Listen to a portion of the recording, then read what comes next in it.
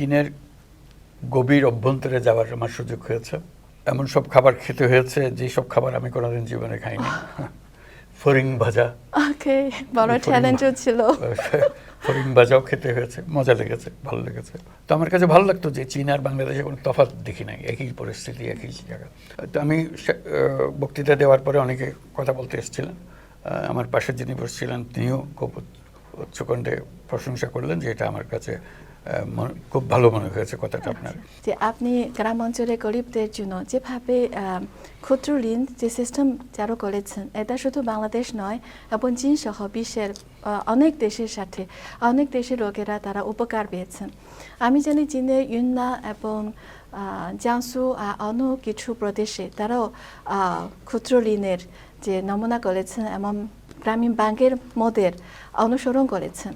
তো আপনি চীনের গ্রাম অঞ্চলের নারীদের জীবন উন্নয়নের জন্য আপনার বিশেষ অবদান আছে, এই জন্য আপনাকেও ধন্যবাদ। এখন চীনের এমন সংস্থার উপর আপনার কি ভরসা, কি প্রত্যাশা? প্রফেসর দূর কারণে চীনের গভীর অভ্যন্তরে যাওয়ার আমার সুযোগ হয়েছে, যেখানে খাবার পাওয়ার সমস্যা ছিল, থাকার জায়গার সমস্যা ছিল। এমন সব খাবার খেতে হয়েছে যেসব খাবার আমি কোনোদিন জীবনে খাইনি। ফড়িং ভাজা, ওকে, বড় চ্যালেঞ্জও ছিল। ফড়িং ভাজাও খেতে হয়েছে, মজা লেগেছে, ভালো লেগেছে। তো নিচে নিয়ে গেছে এই জন্য যে দারিদ্র্যটা বোঝার জন্য, চীনের মধ্যে কি পরিমাণ দারিদ্র্য আছে, সেই দারিদ্র্যের কঠিন রূপ এটা দেখে মনে হলো যে দরিদ্রের চেহারা দুনিয়ার সর্বত্র একই, সেটা চীনে হোক, বাংলাদেশে হোক, অন্য দেশে হোক। সেটার কি সমাধান আছে? সমাধানটা হলো মানুষের যে সৃজনশীলতা, সেটাকে যদি স্বীকৃতি দিয়ে সমাজ যদি তার প্রাতিষ্ঠানিক আয়োজন করত, তোমার কাজ তুমি করো, আমি তোমাকে সহযোগিতা করব যাতে করে সেটাতে তুমি এগিয়ে যেতে পারো। বাংলাদেশে যেমন, এখানেও চীনেও তাই, ঘরে নানা রকমের প্রাণী পালন করে, যেগুলো বিক্রি করে, নিজেরা খায়, এরকম। কিন্তু পয়সা নেই, টাকার অভাব।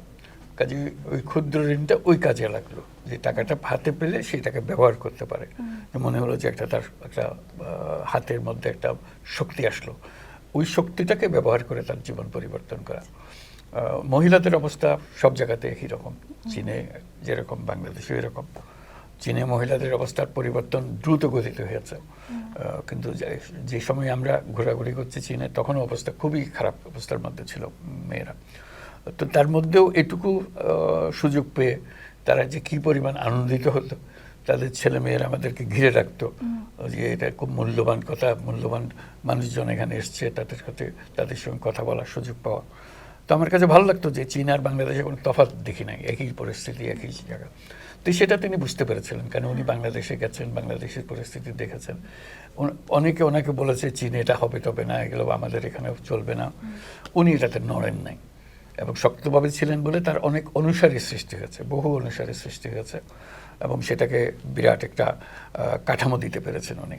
ওটাই ওনার সাফল্য, যে প্রথম সবাই স্বীকার করেছে যে উনি প্রথম এটাকে এনেছেন এবং সরকারকে রাজি করাতে পেরেছেন বিভিন্ন প্রতিষ্ঠান সৃষ্টি করার জন্য। তার কারণে বহু প্রতিষ্ঠান, বহু নীতিমালা সৃষ্টি হয়েছে সরকারের, সেই জন্য সরকারের লোকজন এটাকে চেনে ভালো করে।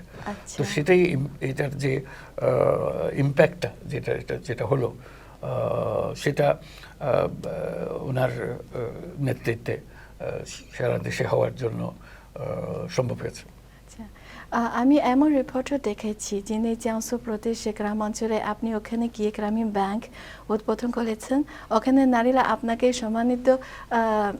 সম্মাননী নারী সার্টিফিকেট দিয়েছেন, এবং এটা তাদের জীবনে একটা বিশেষ রেকর্ড হয়েছে, বিশেষ স্মৃতি। তো আপনি তাদের জীবন পরিবর্তন করতে পেরেছেন। তো আপনার মনে একটা বিশেষ মায়া আছে, সেই জন্য দরিদ্র লোকদেরকে সাহায্য করতে পারেন। এবার আপনি চীন সফর করতে এসেছেন, তো বোয়া ফোরামে উপস্থিত ছিলেন, ওখানে ভাষণ দিয়েছেন।